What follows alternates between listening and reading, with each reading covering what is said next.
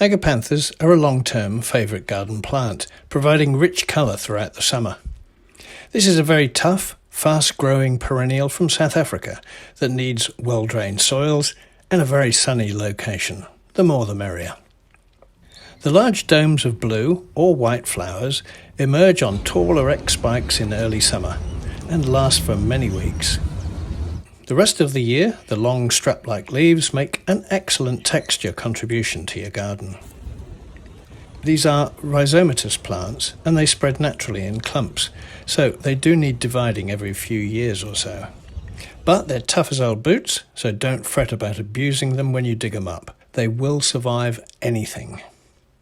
Agapanthus are easy to look after. All you need to do is to keep them well watered as they come into flower, then remove the spent flower heads afterwards, and that's all there is to it.